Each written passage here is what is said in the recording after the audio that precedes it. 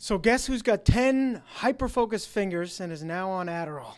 This guy. So quick history. About 15 years ago, I went to a psychiatrist who can prescribe, unlike a therapist, psychologist, and took an ADHD test, but I didn't pay attention to the results. Boom. He put me on Wellbutrin, however, more so for depression.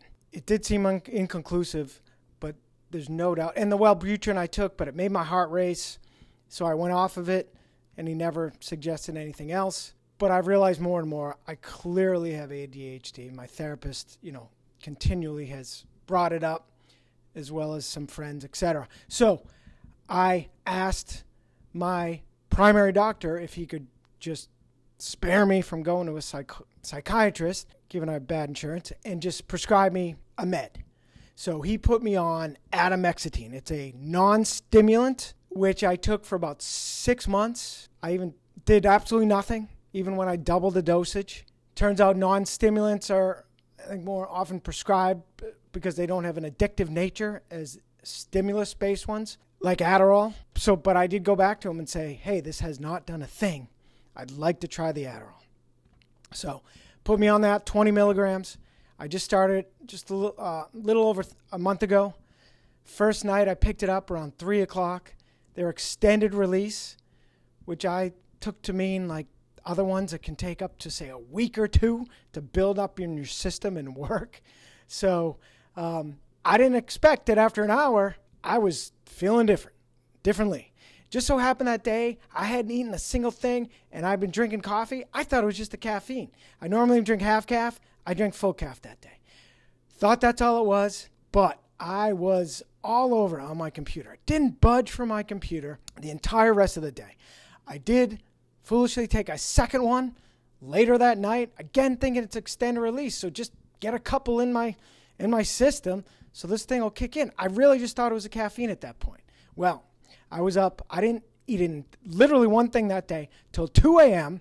I had since found out, instead of looking at all the side effects in advance, I'm Googling them one at a time. It does suppress your appetite. I didn't eat till 2 a.m., didn't go to bed till 4 a.m., really didn't go to sleep till close to 5 a.m. Did not move from my computer all night. I was super focused, typing away, feeling super creative, although it was mainly in the form of texting my sober friends, one friend in particular, with all my life thoughts. It's going to be great material for my book someday. I'm going to have to go back through it. But I did love the focus. I usually can't stand still on my computer for more than 10 minutes. And during those 10 minutes, I switch all around on different tasks. But that really wasn't the case. So the good news was I was hyper-focused. Bad news, not really on the right things. From there, next day, woke up, super focused as well. I hosted a meeting, didn't budge from my computer for 3 hours after that, although, again, wasn't really the right stuff. Didn't even take one the next day because I wasn't working. It was a Sunday. And then from there, during that week, I should have just been taking them first thing in the morning, but I was really waiting till I was trying to be productive on my computer. So it began that I really was already not using them properly. I even had a friend say, why aren't you taking them first thing in the morning? I said, I know, but it all started because I picked it up originally at 3 p.m., but I didn't even tell her how I'd taken 2. She's like, that's not a good sign. This probably isn't for you. You should stop taking them. But of course, I am not one to be defeated, just like with drinking, why it makes it even harder for us to drink, because that is our mentality. And so I continue to basically use it, and it did become kind of a crutch. That next Friday, I'm pretty sure I took 2 again. And I know I was also up till 4 a.m. again, not budging from my computer, but more so just feeling this creativity, texting, typing, and loving it. Next Friday, same exact thing happened, actually. And now, bottom line, I'm a month in. I still haven't started taking it first thing in the morning. I'm still waiting until I get settled on my computer, which sadly often isn't until noon, but often it's because I have been staying up later, and I have taken 2 on several occasions, including a couple times when I had to do harder things, like the second open mic night in my sober community. I did the first one completely under my own power, if you will. I've been super sober for many months. I'd weaned myself off of, anxiety pills I was taking as needed, particularly when I was going to do something really hard.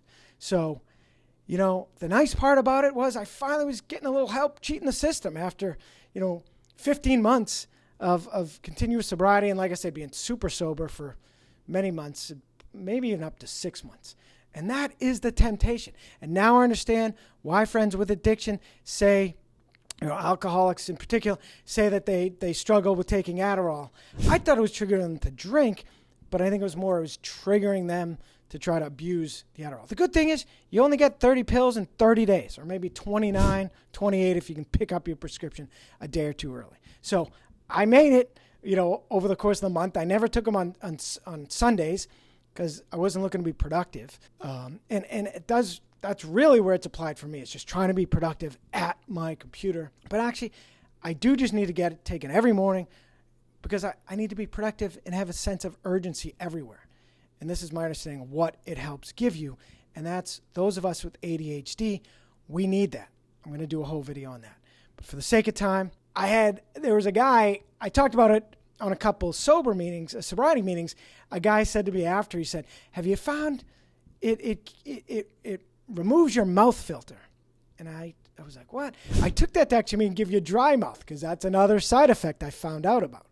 To the point, in fact, thank God, so luckily I had a dentist appointment my first week, and my hygienist gave me some mouthwash, because I had Googled remedies, talked about gum and mouthwash, and I'm like, really? Well, gum did actually help.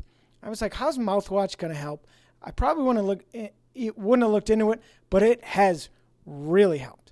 To the point, I did go out and buy not only this great mouthwash, great brand, but I just got today this spray, which is phenomenal, and it tastes fantastic.